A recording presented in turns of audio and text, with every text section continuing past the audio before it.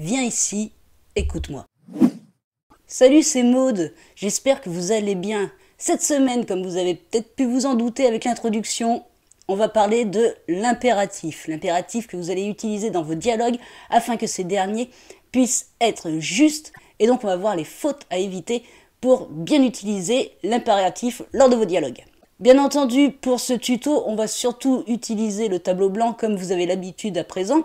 Mais avant, on va juste voir les petites bases de l'impératif. C'est-à-dire que l'impératif ne se conjugue qu'en deux temps, le présent et le passé. Ensuite, l'impératif n'utilise pas tous les pronoms sujets que l'on utilise d'habitude. Il ne va y en avoir que trois, c'est-à-dire la deuxième personne du singulier, la première et la deuxième personne du pluriel. Donc le tu et le nous et le vous.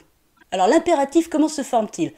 Eh bien, tout simplement, l'impératif présent va se former en prenant le radical du présent de l'indicatif du verbe. Sauf évidemment pour quelques exceptions, mais nous verrons cela après. Et ensuite, on y ajoute les terminaisons suivantes, le E ou le S, et ONS ou EZ. Ça va, pour l'instant, vous me suivez toujours avec l'impératif?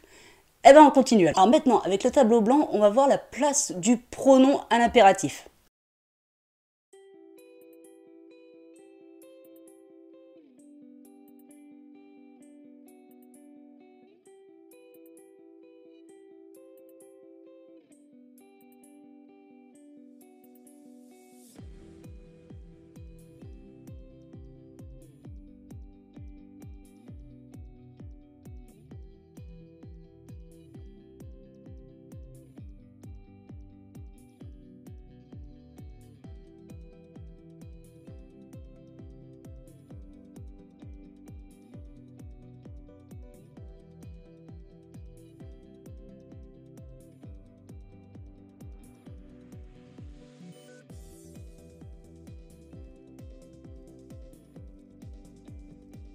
Donc vous voyez comment on peut construire un impératif à l'affirmatif. Maintenant, on va voir comment construire des phrases négatives, mais en utilisant la forme de l'impératif.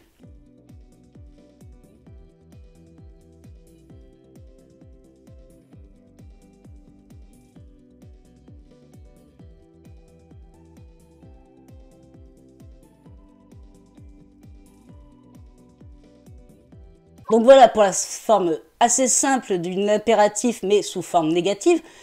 Cependant, il y a toujours, comme la langue française est riche et très difficile, je vous l'accorde, il y a toujours un petit oui, mais, et là nous allons le voir. Le oui, mais, c'est surtout à un moment où vous savez qu'il va vous falloir mettre un S. Vous ne savez pas pourquoi et vous ne savez pas exactement quand. Et bien nous allons voir ça avec le tableau suivant.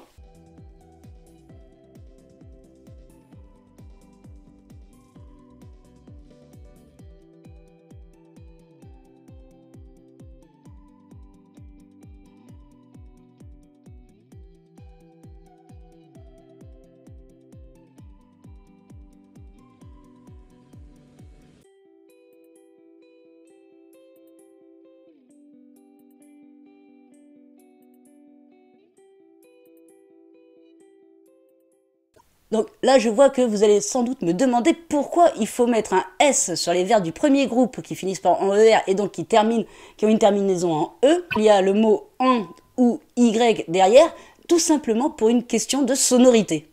C'est tout bête. En plus, lorsque vous y travaillez, travaillez avec votre oreille. Quand on le lit, c'est peut-être moins évident. Quand on l'entend à l'oral, c'est beaucoup plus simple. À votre avis, dans les deux ordres que je vais vous dire, lequel sonne mieux à votre oreille? Mangeant ou mange-en. C'est mange-en qui vous sonne le mieux à l'oreille, c'est normal. C'est juste pour pas qu'il y ait un effet un peu lourd à l'entente, lourd à l'oreille, qu'il faut placer un S. Ça coule beaucoup mieux avec mange-en que mangeant. Voilà ce que je pouvais vous dire sur le tuto de cette semaine.